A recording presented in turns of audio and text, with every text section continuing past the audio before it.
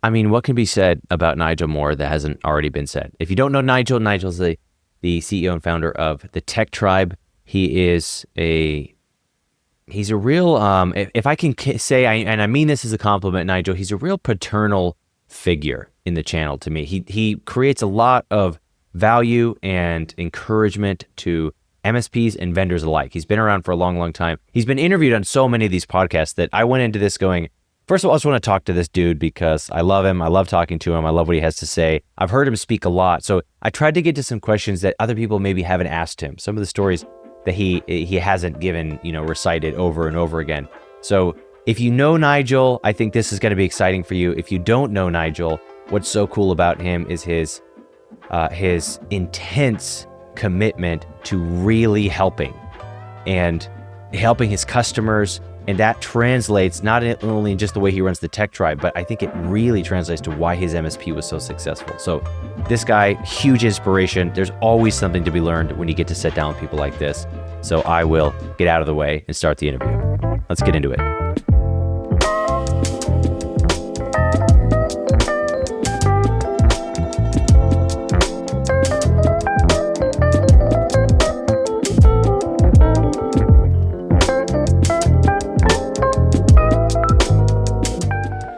Nigel, my friend, we did it. I'm so glad you're here. Thanks for joining me. Thank you for having me. It's going to be fun. Yeah, we haven't spoken in person since ScaleCon, and that was a blast, wasn't it? That was a heck of a lot of fun. Hanging out with all of you guys and taking my daughter across with me as well, and seeing her up there was one of my proud dad moments. That was a bunch of fun over there. Yeah, it was pretty cool sitting on a panel with your daughter interviewing me. Yeah, you were on the panel too. Yeah, that's right. Yeah, with it was her fun. asking me questions. We still talk about that out here. Yeah, I was definitely standing down the back row, having one of those proud dad moments, which was awesome. It's so cool, man. Listen, I know I reached out to you originally to say, hey, I want to do this podcast. And sometimes when I reach out to guests, I say, pitch me a couple of ideas of things you might want to talk about. And I didn't actually do that with you because I'm like, I don't think we're going to have a hard time coming up with things to talk about.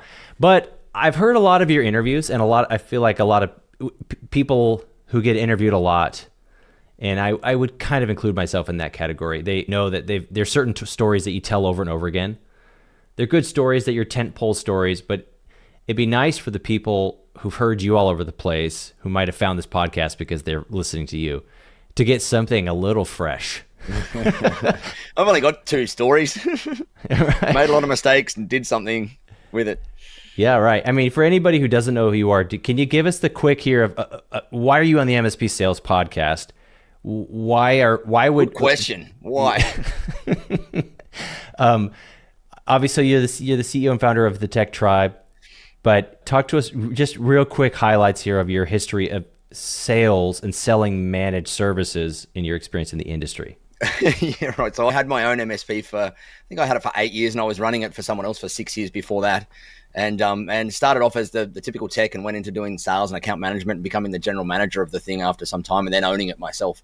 And all through that time, sales to me was the scariest part of the entire journey. Like, I was a typical introverted, wildly introverted tech geek, and the opportunities where I had to go and speak to a client, I used to have to only wear white shirts because I sweated like a pig.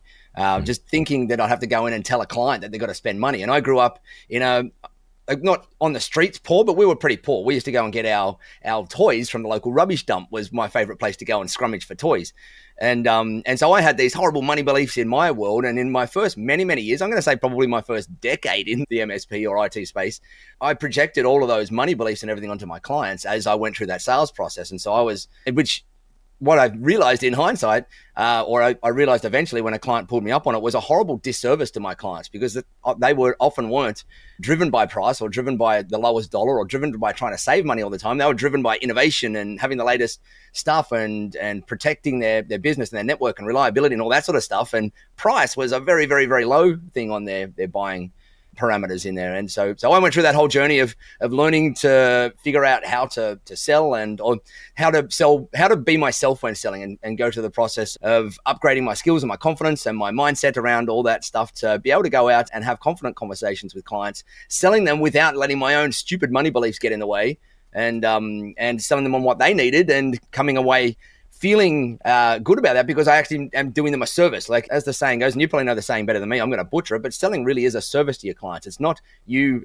A lot of people have that misnomer that when I do sales, it's kind of this bad thing. I'm being lumped into the used car salesman lot, Yeah. and the reality is, good sales of good quality products is the exact opposite of that. You're actually doing a service to your clients that really need your product, and you're helping them make the right decision and the best decision for them to come and get whatever product or service you're offering, which in the cyberspace is one of the most critical services that any business out there should and could have. Right. There's so much in there. Like I remember I was like 20. 21, 23, something like that. And I got this sales job and I was selling working capital to businesses, but it was a very expensive debt instrument. It's a specific type of basically you can't get cash anywhere and you need cash now. Loan shark, you mean? Sure. Yeah, pretty much. That's what we did. But I will say that it was, I guess you could call it predatory, but it wasn't predatory. It was for I need cash right now. I'm qualified for cash from the bank, but the bank will give me money in 7 days and I need money in 24 hours. I need $100,000 cash tomorrow. Right. And so we would sell, basically the way we sold it was hey, it's the same cost as a conventional loan, but since it's a much shorter payback term, it's the same fixed cost. So instead of paying that much fixed price over 20 years, you paid over 6 months. So I loan you $100,000 and in 6 months you give me back $136,000. Yay. We're in the wrong industry. And right? Hard money lending.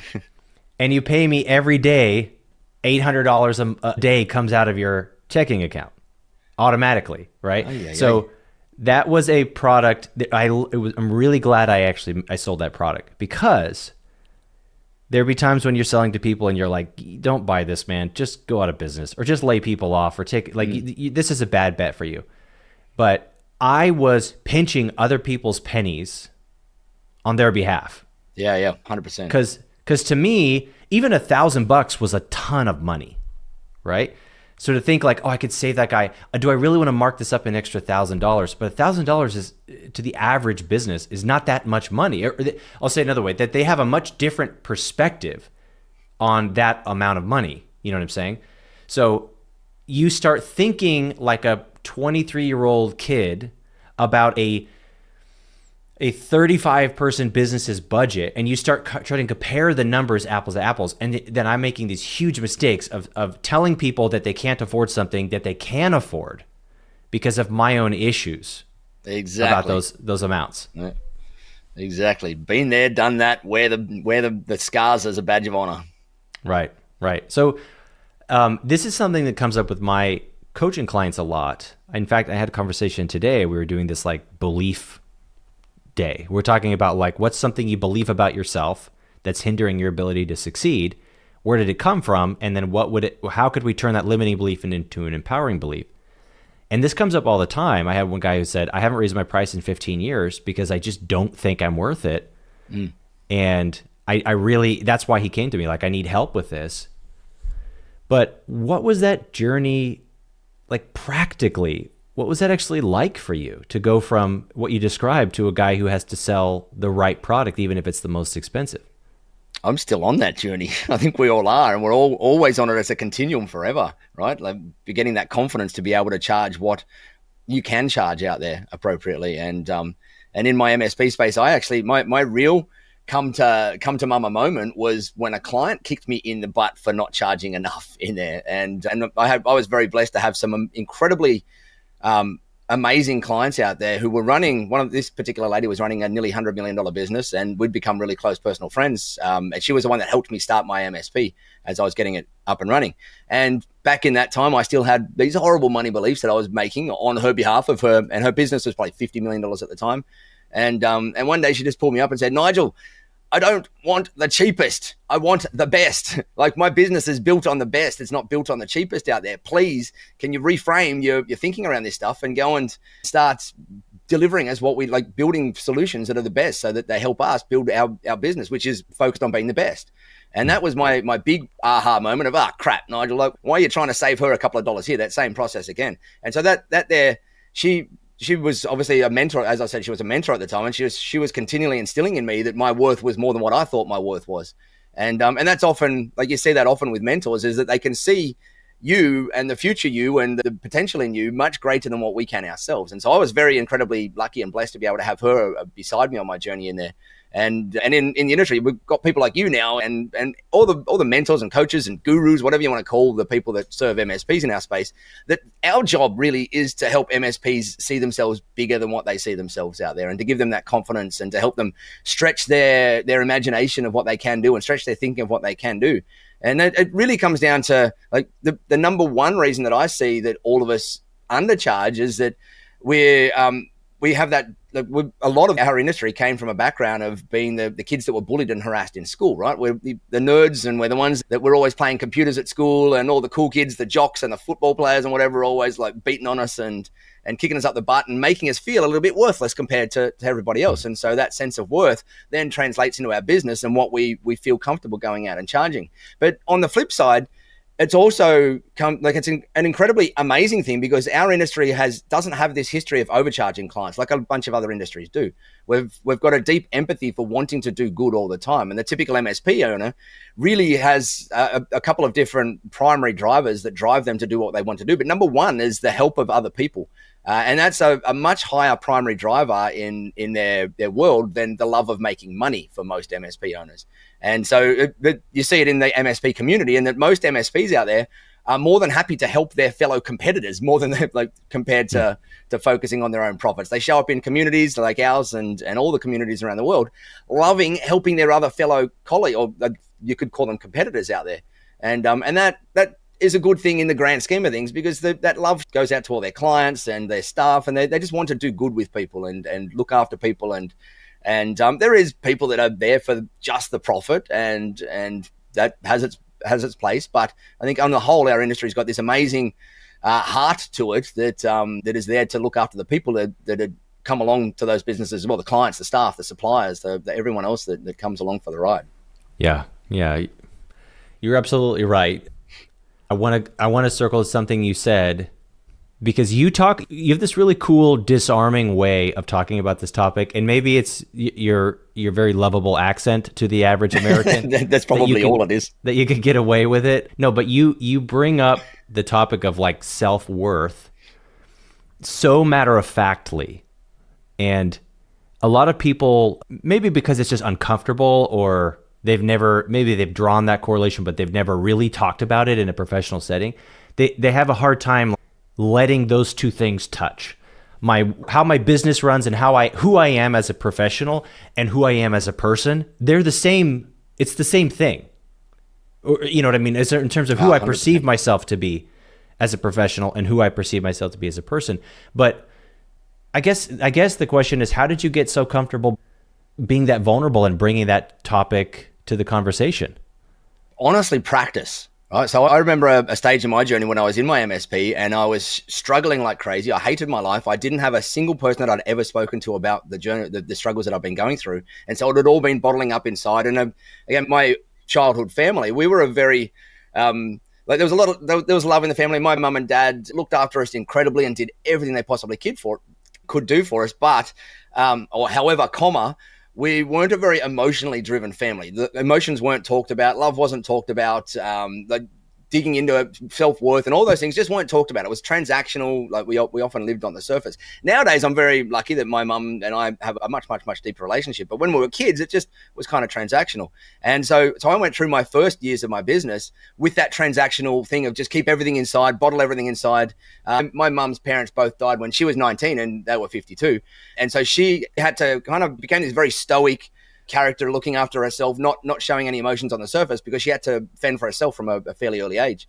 And that bled across to us as kids, in that it's, hey, fend for yourself. Like, don't ask for help. Like, there was no thought of anybody ever saying, hey, I need some help here, or I'd like to talk about what's going on. And so I lived the first decades of my life like that.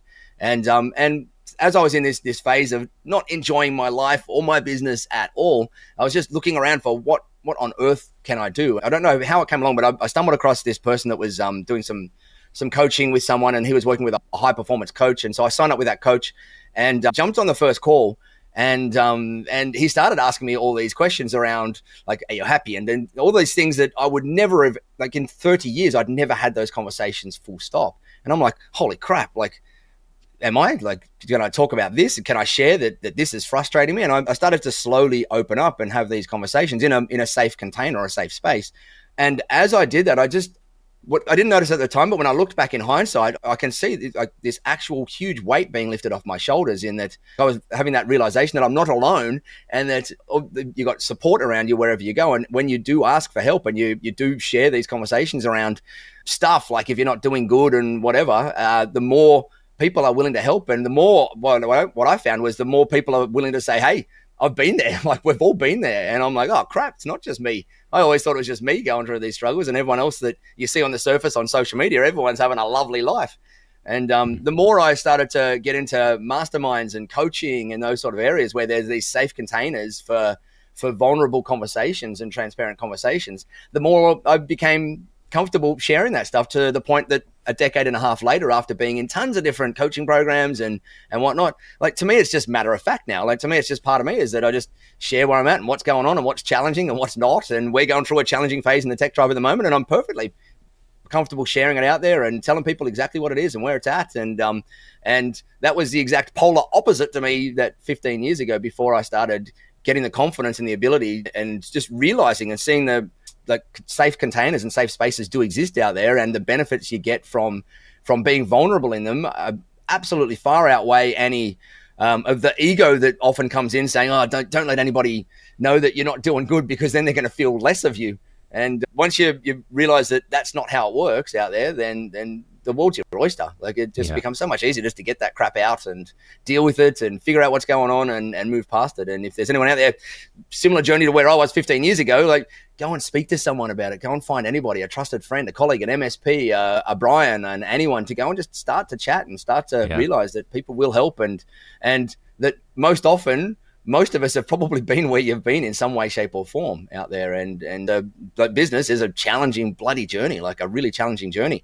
It's amazing on the flip side, but it's also a very challenging journey. And so sharing it with others and being comfortable to be able to have those matter of fact level conversations around the mess side of running a business is, to me, one of the most important skills you can work on. Yeah, you mentioned the word ego in there.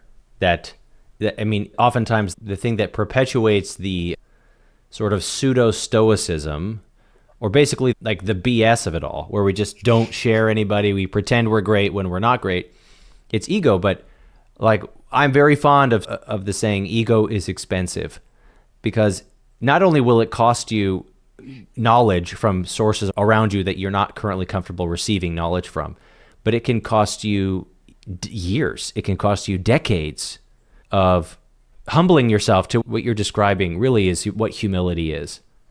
And it, as hard as it is, it can be, actually, the act of humbling yourself can be instantaneous. It could be as fast as, hey dude, do you have a second? I need some help. I'm not doing okay today. That's humbling yourself. And you could 100%. save decades of turmoil by making a decision like that. And you obviously, I mean, I think you've been a guiding light to a lot of people in the industry, because your story, as sad as the parts of it are, and as inspiring as parts of it are, it's not that unique. Yeah, sadly. 100%. Do you know what I mean? Like, in our industry, a lot of people struggle with you. I mean, you're super open about like the substance ways of like just trying to cope in the darkness of like, how do I? Been raging alcoholic and stupid substance abuse back in the days just to escape reality. Like, yeah, exactly. How do I cope with the fact that this is what life is? Yeah. But did you always have? Because you have this drive in you, and it comes from, it probably comes from a lot of different places. But did you always have that, even pre-business Nigel? Good question. Young boy Nigel? Great question. When I was young, again, growing up in a family that was kind of the poorer side, we used to have this thing built into us that we couldn't go and talk to business owners or anybody that was like a higher standing in society, because we weren't on their level. Like don't go and interrupt them, because you'll be wasting their time and wasting their day. And so I had to go through many, many years of rewiring those beliefs as well. But back then, I think I was probably 18 or 19 where somehow I stumbled across one of Tony Robbins' books out there it opened me up to this world of, hey, there's bigger things that anybody can do in the world, and you can actually retrain your brain to do things and all that sort of stuff. And I also came across a couple of business people back then this was when Microsoft was just starting its run, and Bill Gates was this business owner. I'm like, holy crap, can you imagine owning a business like that? Like that is like the most surreal, crazy, insane thing in the world to me. And just the thought of anybody being able to own a business was just absolutely crazy to me. And but I used to look at these people of, hey, that's awesome. I'll read a book about Bill Gates, but there's no way in the world that I'll ever be able to speak to a business owner because we don't operate at that level. We operate down here. So the thought of me speaking to a business owner is just never going to happen in my lifetime. Like the thought of going on a plane is never going to happen in my lifetime. That was the thoughts I used to have as a kid. But these little things sparked, like they just sat in the back of my head, like Tony Robbins with this, hey, you can change and improve yourself, and just seeing these other people doing these business things. And then I guess I probably saw some people that had gone from rags to riches. Like I probably read some rags to riches stories, and it's like, holy crap! Like my childhood was actually awesome as a child because I didn't know any different. I didn't have this contrast to be able to compare to because we just did what we did, and we lived a very kind of siloed existence. We didn't have lots of friends. We didn't go out to things and whatnot as kids because mum and dad just didn't have the money to take us out to places. And so I didn't have the contrast. But then when I started to get that contrast probably in my early 20s and seeing other business, starting to read more books and whatnot, I'm like, holy crap, imagine that. Imagine even just working in a business with a business owner. That would be insanely cool. Yeah. And I was working at a local radio station at the time, just in IT, like just fixing computers and whatnot. And they used to buy servers from an MSP, or back then it was just a break fix company in Sydney. And so I used to deal with those guys fairly regularly. And one day they rung up and poached me, and because they loved working with me. And so I ended up getting on the help desk there. And the owner of that business used to drive a Mercedes and drive a BMW, and they were making some money. And I had like eyeballs like dish plates looking at this thing. I was like, holy crap, like I actually get to speak to a person who drives a car that's worth more than my dad earned in like 5 years in a row. And that kind of just blew my mind. But I just got in there. I was very seduced by the money, I think, then, of just the money, and it wasn't fame, but just the realization that they're having an impact and creating a thing. Yeah. Like to me, there's an art form to me to business, or to me, business is like an art. You get to create something out of nothing there, and seeing that this business existed, created out of nothing.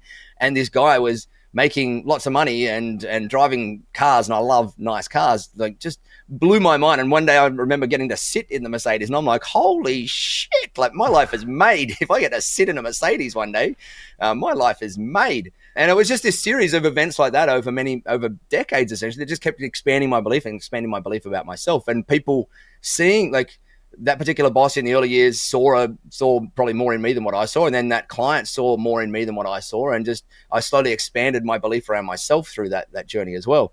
Until I got far deeper into the world of, you talked before about changing limiting beliefs to empowering beliefs and that whole process. And once I started to become aware of that whole process, that's when it becomes an inner journey. Then you don't need these external people looking after you all the time and bringing you on. You become that person that's like, hey, I've got a very strong awareness around where my dark spots are now, or where my areas for improvement are now. And it's really my choice to just shine a spotlight on that area and work on it, or keep it in the black light so that I don't do anything about it. And nowadays I've got a pretty good awareness. I'm going to say pretty good. I'm not going to say perfect, but a pretty good awareness around where I need to work on and what I need to work on next and whatnot. But those early years, it was just mentor driven, like being around people and slowly trying to just position my ways into things, because I was so darn excited about the notion of businesses that I would do whatever I can to try and figure out if I could get in the aura or in the world of someone, something, somewhere doing something with business out there. And so it kind of started as a little planted, germinated seed that when I was a kid, that I just saw these businesses owners as these amazing things. And then over the years, my confidence caught up, and my skills as well caught up with the ability for me to be able to go out and do it myself, which when I look back on that now, it kind of really brings tears to my eyes of how the journey that I've gone through from that thing, and that I'm still going through. Like we're still going through I'm still going through crazy upgrades of who I can be as a business leader, and a leader to our team, and a leader to our clients and our industry in some sort of respect. Yeah. I really, obviously, I love listening to you tell this story because you, first of all, I mean, you're great at telling these stories in a way that you invite people into the story as well. And as I said, you have a blueprint in some ways for our audience. You started as I would say as a kid, what I'm kind of hearing you say is you started as a dreamer, and you were always a dreamer and you were curious. And then as your perception of possibility started to expand, the dreaming became drive, and you went, oh, you could actually do that. Yeah. And, oh, I could actually have that. I'm really like one of the things that to me that's so inspiring, or inspiring isn't even the right word. It's kind of mind blowing, is like first generation billionaires. Yeah, like, absolutely. When you think about how much money $1 billion really is, a billionaire is 1,000 millionaires. Yeah. And like, you know, a Kevin Hart or somebody who did it by like saying the right series of words in a funny way into a microphone, but working crazy and hard, and a lot of fortune and all that stuff coming into play. And now it's like, as long as an atrocity doesn't happen, his family will be rich until the end of the earth. You know, exactly. Because of one man's sort of journey. Yeah. To me, there's something about that that's very ennobling. That's like, oh, I could change what it means to have my last name. Yeah. And in 1,000 years, they could be rich because of what I did today. And not just rich, they could be whatever. To me, it's like money. Like, I'm still a capitalist at heart. I love making money because it allows you to do good things and have good things and whatnot. Sure. But to me, the impact is the bigger thing, right? And I think that's probably the thing that you could see run for decades and centuries and even longer out there. And I love, because to me, that's the art forms or the artwork side of business, right? Like, you got the money side, and it's amazing to be able to build something and create something that makes money that could be intergenerational and for many, many, many years to come, or many, many generations to come. But being able to create something out of nothing, to me, is like, I look at business as my blank canvas in front of me, and I'm throwing paint around. I can't, personally, in art, I can't draw a stick figure for the life of me. My wife is an amazing artist, but I can't draw a stick figure for the life of me. But my business is really my art. That's what I paint. And to me, turning that into something that has a big impact in the world, and the Tech Tribe, to me, is having an impact in our industry. And that to me fulfills 95% of my wants in the world, is just knowing that I'm creating and painting something that is helping other people. Like, all artists want to be able to create and paint something that they look out there and realize that it's helping other people, and other people are inspired by it or changed by it or moved by it or whatever it happens to be for their art. It's same with musicians and artists and all sorts of stuff. But to me, it's the same for us business owners out there, is just using the business as our artwork to create and paint something that's having an impact in the world and our clients and ourselves and everything as well. Yeah, and having an impact on you and sustaining you. I mean, it's just work worth doing. But to kind of circle back, I asked you a question several minutes ago about drive. Have you always had drive? And one of the reasons I asked that is that I think the MSPs I speak to who have these very well documented, incredibly articulated excuses, right? Or they might use the word explanations, but it's an excuse, right? Of why they can't do something, or why they will never be able to do something, because here's my proof, here's my evidence based off of who I believe myself to be, and look at the evidence of what I have done in the past. Look, every time I've hired a salesperson, it failed. Yes. I tried marketing, it failed. And therefore, because A equals B and B equals C, therefore, marketing will not work. Sales will not work. My business will not grow, period. Yep. And, you know, you've heard the old adage, whether you think you're right or you think you're wrong, you're right. Correct. But they might use one of the nails in the coffin, as it were, in their argument, is that they might not have some secret sauce, some X factor that a Nigel Moore has. That sure, his circumstances maybe were bad when he started, but he had the right combination of internal wirings and things outside of his control, the cosmic alignment of his persona that sort of caused him to rise to the top, and I don't have those same ingredients. And I mean, I think, you know, I call absolute bullshit on that excuse. But I guess I just want to know if you have any thoughts. Like, you know, that we could do an entire podcast on that one. I think like that is such a huge point. And if I go back into my journey and I look back into my early years as an MSP, I remember one of our clients in the tech tribe, probably about 4 years ago or now or something. He heard me share a little bit of my journey, and he sent me a message saying, "Holy crap. Sorry, I always just assumed you just had a silver spoon in your mouth and you'd grown up in money and whatever. I didn't realize that you'd kind of done it from the ground up. Got a completely different perspective of you now." And because back in the early days, even when I first joined the MSP community, or back then it was the break fix community, really, I was the person that stood at the back of the room, scared crapless, I won't swear, but scared crapless that all these other smarter, bigger, older business owners in the room were better than me, and I didn't belong in those rooms at all. And these were just local Sydney-based Australian meetups of guys running 1, 2, 3, 4 person break fix companies. And I felt then 100% that I didn't belong in the room. And so I completely get it. When people are doing those things, I would have been the person with those excuses, blasting them back at that exact same point in time. I would have been the person saying, "Oh, like I'm just running a tiny little business. I'm not going to come back next time." But there was still always this, I'm not going to say it's an innate drive, because I'm inherently, I think as a lot of business owners are, I'm inherently lazy by my very nature. I'll do whatever I can to avoid having to do work out there. And that's probably how a lot of businesses, like you look at a lot of entrepreneurs out there, a lot of us are inherently lazy, and we build the business and keep growing it to be able to stop having to do a bunch of the work out there. But I had this, it wasn't a spark of, I don't know if drive is the right word. I think it was just that spark of inspiration of what others, like just seeing more of what others had done out there. And just, again, back then I had no concept that I would be able to go and be able to create anything big at all. Like that wasn't an innate part of me. It wasn't something that I was born with. It wasn't something that I grew up with, and it wasn't something that I was given throughout my childhood from family or friends or my environment. It was something that I didn't come across until my 20s. And I had to, the more I realized that I focused on seeing that spark and doing stuff with it, the more good stuff would happen. And the more I'd be able to prove to myself. Like I think all of us go through this journey of, it's like a set of stairs. We're all walking up this set of stairs, and each stair that you walk up is a tiny little increase in your confidence and your ability. Yeah. And to me now, I just see life as this set of stairs. Some of the stairs are huge freaking stairs that we've got to throw a rope up to be able to pull ourselves up, and we're sweating like pigs to be able to get up to that next stair. But once we get there, we've just upgraded ourselves a little bit. We're now at the higher level in the world, and we can look back down at the stair below us and go, man, that was like, I looked at that stair thinking there is no way in hell I'm going to be able to climb that particular stair. In the early stages, it was like these little 1 centimeter things that I was walking up. But then you start to get hit, like the world, the universe, whatever you want it to be, starts to throw bigger stairs at you, and you look at them and you tackle them. And we all have choices every day to make. Am I going to go towards that scary, crazy, big leap of faith that I got to take to be able to get up that stair there by throwing a rope up and dragging myself up and huffing and puffing or whatever? Or do I just stay on my current stair and just be comfortable and happy where I am?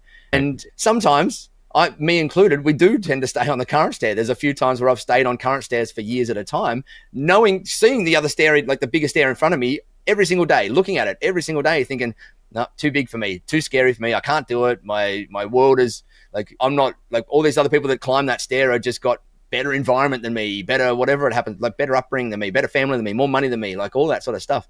But as I've learned through the world, and I think this is probably, I'm going to say this is one of my, I'm not going to call it a secret power or a superpower, but it's one of my highest ROI things that I do, is I just look for where those stairs, like the next big stair is, and I look at it and I kind of I analyze and I get comfortable with it. Like what is this stair? Like what is the next step for me in my journey? And what does it take to get there? And what are the things that I'm going to have to do to be able to get there? And who is the human that I'm going to have to become to be able to climb up that next stair and stand on the top of it, realizing that I've conquered that next step? And I spend time in that. And then most of the time, I then just start climbing, right? Most of the time. Sometimes I don't. And sometimes it'll take me, like there was a stair recently in my leadership ability of being a leader to people in our tech tribe business, that I saw this stair in front of me. It was like, Nigel, you've got to take that step up and be a better leader in this particular area, and the accountability and all that sort of stuff. And tough conversations, like having tough conversations, which I run the exact opposite direction for all the time. And that step stood in front of me for probably 12 months, but I saw it every single day. I'm looking at it every single day, and it's a pain point in my life every single day, but I just procrastinated on it for that long. I was scared.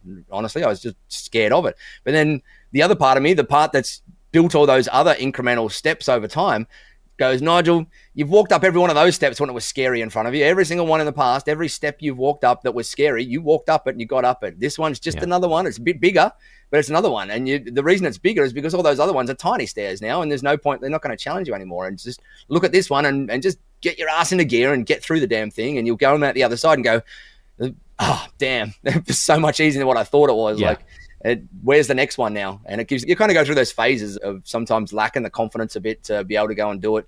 But Sure. I find that my biggest thing is just running towards those areas of fear and figuring out what I got to do to get through it. And you just mentioned this, like one of the things that helps, I think, to create especially when you feel like you don't have momentum and you're like, you feel like you're sort of stuck, is you need to turn around and look at how far you've actually already climbed. Yes. Because you can get crippled as a visionary by always obsessing over all the things you have not yet achieved. The future. Yeah. And I'm amazing at the future. I'm pretty lousy. I struggle with the present, and I'm bad at the past. Like right. I don't really know how to celebrate in my bones. I don't really know how to celebrate when I achieve something, because that means it's over, which means it's officially like slipped out of my. It's out of my rearview mirror, and now I have this huge blind spot of like everything I've ever accomplished is a big blind spot to me, and I'm just looking at like everything I haven't done yet, and that's one of the things that having my wife be like, no, dude, whoa, you just hit your thing, you just hit the goal you've been trying to hit for 12 months. Let's go out for dinner. I'm like, what do you want to talk about? She's like, let's just talk about the thing you just did. And I'm not saying that, but I can't. I'm only thinking about the next thing. Right. I'm not saying that to be humble. It's not a humility thing. It's really kind of a flaw of mine that it is. It really hurts my ability to, and it puts a strain on me that I don't need to be there. But to the listener who's going, yeah, but what's in front of me is a tiny step, and I feel ashamed about how small it is, and I haven't taken it. Like, okay, great. Well, look at where you started, because one day there was a point in your life when you thought, wouldn't it be cool if I owned a business one day? Yeah, I don't know if I could ever do that. And you started one. Did you know what you were doing? Statistically, no, you probably had no freaking clue what you were doing. And statistically, guess what? Everybody in the world has no idea what they're doing all the time. 100%. So neither of Nigel and I really, really know exactly what we're doing. And we've learned a lot of what not to do along the way, and we will continue to do so. But I think to look back and go, okay, there was a time when I could not do this, and I'm doing this thing now, and then just adding the word "yet" to all of your can't statements, like I can't do that yet, I can't do that yet. But that to me has been a really helpful. Also, in just taking the shame out of pivots or failures or whatever. Sometimes you climb a step and you get there and you're like, oh, it turns out this was the wrong direction. Like I thought I was going north and I'm totally I just went southwest. Oops. And so now you've got this great lesson, and to take the shame out of it, you just realize like, okay, well, now what do I do? What's the next step? What have I accomplished? I think it's great stuff, man. I'm 100% with you. My brain works the exact same way as yours. A lot of us, you call us whatever, visionary business owners. Like I don't gel very well with that name, visionary business owner, but I think it describes what we do. I've probably got some sort of mental block about it for some weird reason. I'll have to dig into that one of these days. But I was lucky again in one of the coaching programs that I went into. I had never dwelled on the past at all. I live in the future. My default mode is to just live in the future, just like you. And again, that means that I'm often not living in the present. And the two parts of that, one of the ones was when I was working with a high performance coach. He taught me that notion of mindfulness and meditation. And I ended up doing meditation for, I think it was 7 years every single day. And nowadays it's become kind of a part of me that I don't do it every single day. It's just become a part of me that I'm always continually bringing myself back to the present moment, because my life lives in the future. So that really was really helpful, just figuring out presence and learning meditation just to be able to bring myself to the present moment regularly is very powerful. But the other part was another coaching program that I'd signed up for. One of the things that we do on a regular basis in there is they call the process the looking back to look forward process. And you start off the process by listing out, exactly as you were talking about before, all the steps that you've stood up on over the past 6 months or whatever it is between the times we do that thing. And I had never had any sort of container or space where I sat down and looked at the past. Like, you always see everyone talk to you about, write down all the things you've accomplished. And I'm like, what on earth would you do that crap for? Like, I just want to think about the future and build the future. But then sitting down in these spaces where you're in a room with 100 other people doing the exact same thing, and the music's on, and you've got to sit down and write these things out because you're about to talk to your partners at the table about these things, is very powerful. And it really does, like, it's reflecting on the past to be able to set you up for the future in there. And I was lucky to be able to be put in spaces where I was able to go through that process, and that really helped me realize how darn important the past is in there. Because, as you said, often where we've come so far along our journey, and there's probably a big step in the grand scheme of things compared to where you were 10 years ago, but you might be looking at it as a small step, and you're looking at it with shame, as you say. And shame is the right word for it, where they're like, we can't do this thing, and I don't have what it takes to do this thing. But then a little bit of looking back and realizing that all of those steps that led up to here are all much, like, they're all steps that are, the recent ones are probably not much smaller than this one. You just got to step out of your comfort zone a little bit to do that one, is super powerful. It's amazing. Sorry, I got you mid-water there. No, I didn't want to drink while you were talking because I was like, that's going to be a good soundbite I want to put on LinkedIn. So I thought I would wait to take a drink. Okay. I think there's plenty of gold in here for anybody who's listening for, like, I need to improve. I want to be more like Nigel, which, is that a weird feeling to you to know that there are legitimately hundreds and probably thousands of people who say that to themselves? I think they're mad, although in the reality, like, to me, it's very humbling. But what I really want out of that whole thing is I want them to just be confident in being able to be the better version of themselves, right? Whether that's because they just come across me who's learned how to become a better version of myself semi-regularly. That's what like, to me, when I see someone take those hard steps and climb those steps, I can't think of anything more rewarding in the world, especially when I know that I've had a little part of it out there. And so it's super humbling coming from someone that, as I said, had no belief in himself whatsoever, to someone that people have a belief in out there. External people lots of people have a belief in, and lots of people look to as someone that can help them get through this journey. I think it's super humbling to me. And as I said, super inspiring when I see them. It's funny, even people on my team that I mentor through different situations, I'm going through it, and the teacher really is the student through there, because I'm also upgrading my belief around those particular things as I'm coaching my team around those things as well. So yeah, it's humbling, exciting, scary, all at the same time. And I think if you're not scared in your journey, you're not on the right path. You've got to be scared a little bit at a time. We've got to have a little bit of fear, and if you can make sure that fear doesn't cripple you, it kind of gets exciting along the way, and it makes the game fun. Yeah, that's really well said. I just imagine, and I don't mean to embarrass you, but you're a public figure, I'll say, in our little weird dumb world. You're a public figure in our very specific industry, and you are, I think you are really an inspiration. You certainly inspire me. Awesome. And I wonder is there any version of this question you can even answer, but what's inspiring you right now? Like, what do you think is down the road? What's next for you? Great question. One of the things is that, to me, there's no limit to the level of impact that you can have out there in the world. And so I'm being inspired to think bigger right now. And the way I've done that is, as I said, I mentioned briefly before, that we're kind of going through a bit of a tough phase in the tech tribe, and that the tech tribe, and this sounds like a horrible first world problem, right? Like, the tech tribe is a wildly profitable business. It's got some great reputation in the industry, but this last year to year and a half, I looked at it and went, we haven't had, like, it can still do so much more out there. And so I had to do some introspection as to why aren't we, and why haven't we upgraded faster than what I thought that we would in there. And it all fell back to me and my leadership skills in there. And so I'm like, right, Nigel, you got to upgrade these leadership skills. That's your next step in here. You got to figure out how to take the business from where we are now, which to 99.999% of people would be like, holy crap, that's an amazing business. But to me, it's like, hey, that's a good business.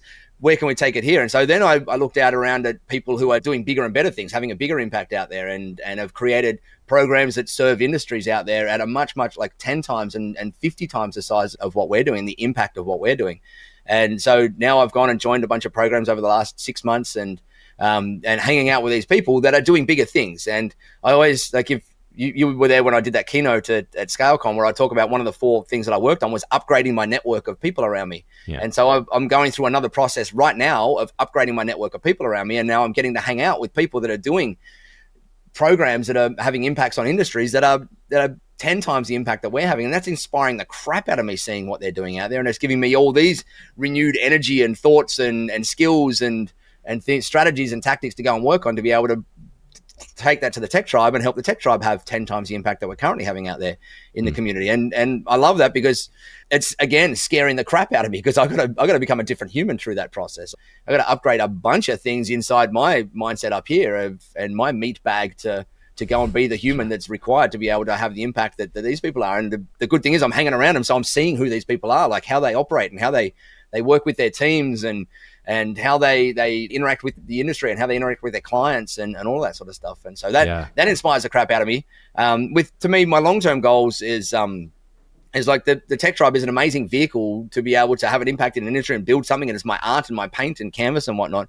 To hopefully one day be able to take everything that the tech tribe gives and go and do something even bigger in the world. And my other, I'll call it a hobby, I'm going to say, outside of the MSP space, is health and longevity, like anti-aging and longevity. And I've got a big old story behind that one as well. But I focus a lot on that as well. And I would love, as one of my next projects in the world, is to go and have a big impact in the health and anti-aging and longevity space out there. And so I've got that sitting in my sights for the future. That's always in seeing all this stuff that's happening there is kind of inspiring me. But I've still got another good phase or 2 left of me in the tech tribe as well. We're only, what are we? I think we're 7 years into the tech tribe journey at the moment. And we've gone through bunches of phases. I think if you look at us on the scale of a human being, I would say we've gone past the toddler that poos in his nappies all day, every day. We took off the nappies and put on some toddler's running shoes and started jogging a little bit. Then we became the pimply-faced teenager, and we're just coming out of that pimply-faced teenager stage at the moment and turning into a young adult that's learning his or her way around university. And I've still got another 2 or 3 phases. Like, I want to go through the whole 20s and the 30s in the tech tribe and bring that business through it and upgrade myself as a human. And it's required to go and do that as well, because those people that inspire me, like you spoke about before, are the ones that, like the billionaires or the people that are having a huge impact in the world, that started from nothing and were able to take their project the whole way through from beginning to end. It's a very rare trait or a rare scenario where someone, like often in the startup space, you see it, that startups go out and they have that scrappy founder that gets it from 0 to 1, but they're not able to transition from 1 to 2 out there. And my challenge now is, I've been able to take the tech tribe from 0 to 1 in here. My big challenge now is, can I take it from 1 to 2? Can I take it from that pimply-faced teenager to a person in their mid-30s that's kind of got a stable business and life and whatever in there? And so that's inspiring me at the moment, of seeing other people that have done that and learning how to do that myself and working on myself to upgrade myself to be the human that can go and do that. Yeah. I so relate. I'm feeling a lot of those same inklings myself. Like, I know what I'm good at. I have a pretty robust sense of self from a lot of work that I've done. Like, I have whole chapters of my life that, for the purpose of clarity, I keep separate from Feel Good MSP. Not because I hide them, but just like I work for a nonprofit, which is like a very large part of kind of helping people clarify what they really believe, and it's much more woo woo than what I do in Feel Good. And certainly the perspectives or my mindsets kind of, from one will cross over to the other. But I have like a billion ideas for businesses I want to start. It's certainly not businesses I want to run. Just like, I have great ideas for things that I think would be really cool. I know what I'm great at. And now I'm going, okay, I like the way you said it. Am I the human that I need to be in order to take this thing to the next place it needs to go?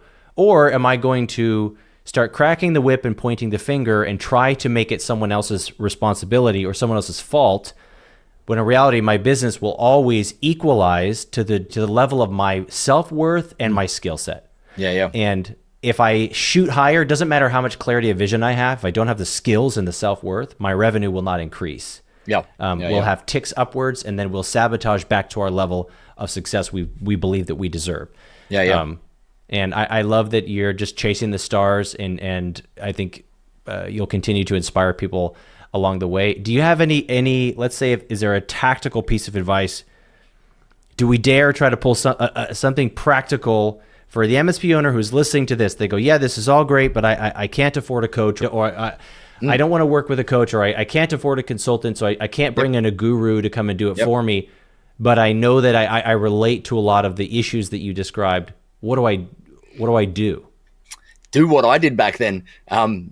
Join other MSPs that are just ahead of you on the journey. There's so many amazing user groups out there, free user groups out there. Like, even if you go to an industry event, maybe you've got enough money to go to an industry event, go and meet people at lunch and set up a regular Zoom call with them once every week or once every fortnight or once every month or whatever it happens to be.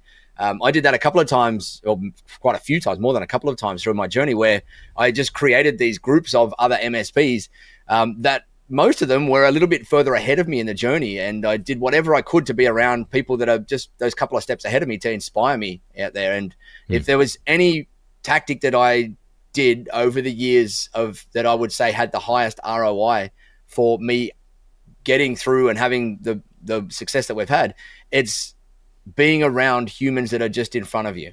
Right, they're just being around other humans that are just sure. It's awesome to be able to get inspiration from the Richard Bransons and whoever happens to be in the world, and the Bill Gates and whatever, which is where I got my early inspiration from. But then once I started getting inspired by people that were just in front of me, that's when it connected with real tactical stuff that I could do, because I could see exactly what they're doing and I could feel that stuff was within reach. Richard Branson's journey wasn't within reach. It was like giving me that 20,000 foot view of, hey, this is what's potentially possible one day, but they're still not within reach. The people that are 2, 3, 4, 5 steps in front of me, or 1, 2, 3, 4 years in front of me, that stuff's absolutely within reach. So doing whatever the heck you possibly can to be able to get around those people. Shout another bigger MSP a lunch on a regular basis. I've done that a couple of times over the years.